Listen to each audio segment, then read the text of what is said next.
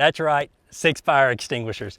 I've read the comments of what will a 500 Smith & Wesson go through videos, and you guys are dying to see this. I've been putting this off because this is about $120 worth of fire extinguishers beside me. So I've tried this before, but with the 22 long rifle, and if you want to see the results of that video, you have to go check it out. But these things are pretty tough. So I'm gonna be using a 350 grain solid core bullet. Put in the comments below, how many fire extinguishers do you think a 500 Smith & Wesson will go through?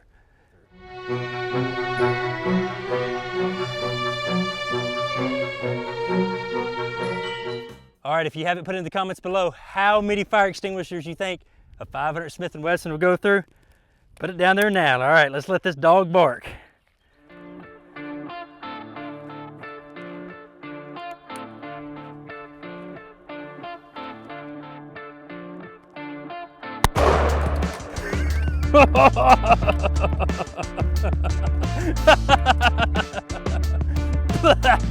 Oh man.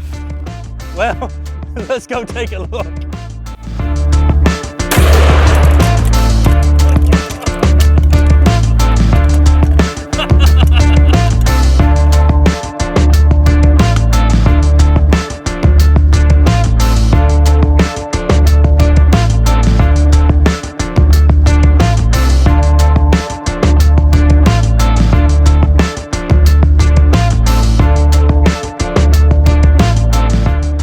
All right, the wind has been blowing all day this direction. And right before I made the shot, it wanted to blow right towards me. So saying that, got a little dusty. Now, this is not the results I was expecting at all. Right here's the first fire extinguisher. Punched it right square in the middle. I couldn't have hit it any better. Of course, blew out the back. And when that happened, I guess the bullet deviated and went in here. It went right out the side and went into my berm somewhere. So it didn't, as you can tell, it didn't have a tremendous amount of force once it left this spot right here.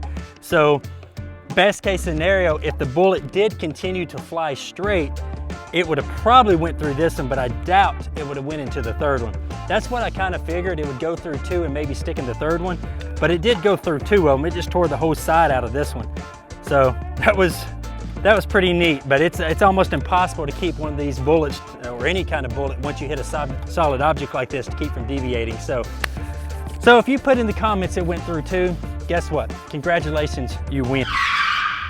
I couldn't leave the video like this. I had 4 fire extinguishers left, so I want to see if I line them up a little bit better on this 2x4, I can get a little bit more penetration. So here we go.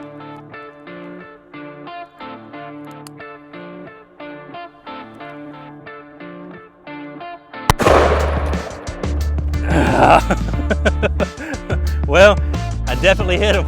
Now let's go take a look.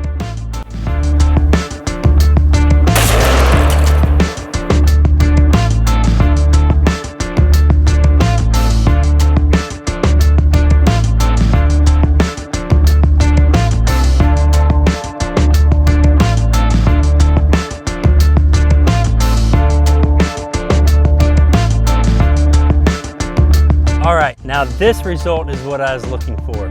I hit the first fire extinguisher dead on. All right, it could not have been any better. It went straight out of the back. Now, this is where it gets interesting. It went into the second fire extinguisher here, but it did not exit the back.